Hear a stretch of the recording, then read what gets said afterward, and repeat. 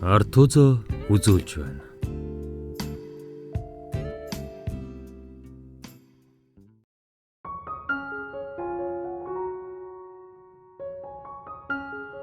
Гөлөг зарна.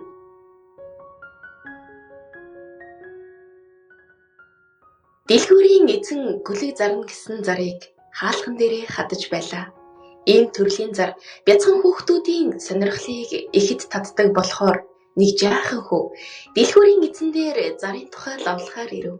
Хүү "Та гөлөгнүүдийн хідээ зарах юм бэ?" гэж асуулаа. Эзэн $30-аас $50 л зарна гэж хэлв. Бяцхан хүү халаасаа ухаж хэсэг задгаа мөнгө гаргаж ирээд "Надад $2.37 байна. Гөлөгнүүдийг чинь харж болох уу?" гэж асуув. Эзэн инээмсэглэн шүглдэхэд саяхан гөлгөлсөн халтар нохой үүрнээсээ давхин гарч ирэхэд араас нь 5 бяцхан бондгор гөлөг даган гүйлдэв. Гэтэл нэг гөлөг бусдаасаа нилээд хоцорж яваа харагдана. Хүү тэр даруй хамгийн ард нь мүлхэн ядан яваа гөлгийг онцолж "Энэ жаахан нохой яасан юм бэ?" гэж лавлав. Дэлгүүрийн эзэн "Малын эмч энэ гөлгийг үзээд ташаанд гэмтсэн гэж хэлсэн. Энэ гөлөг өөрт ингэж доглон байх болно хэмээн тайлбарлав." Хүү учиргүй баярлаж "Би энэ гөлгийг л авмаар байна" гэлээ. Эзэн "Үгүй ээ. Чи энэ бяцхан нохойг худалдаж авах хэрэггүй. Хэрэг чи хүсэж байгаа юм бол би чамд зүгээр өгчихъя" гэлээ. Хүү жаахан ундууцаж дэлгүүрийн эзний нүд рүү цоо ширтэн хуруугаараа заан ингэж хэлв.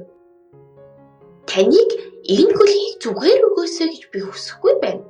Энэ гөлөг бусад нохойнуудтай адилхан үнэтэй байх ёстой. Би үнийг нь бүтнээр нь төлнө. Одоо надад $2.37 л юм. Би бүх мөнгөө төлж дуусгатал танд сар бүр 50 цент өгөх болно" гэж хэллээ. Эзэн учиргүй сандарч "Чи энэ гөлгийг үнэхээр авмаар байгаа юм уу? Энэ гөлөг бусад чигээ гүйж, үсэрч чамтай тоглож чадахгүй шүү дээ" гэлээ. Гэтэл хүү доош бүхийж өмдөө дээш татахад хүүгийн хөл нь мушгирч зүүн хөлийг нь металл тулгуураар тогтоосон байв.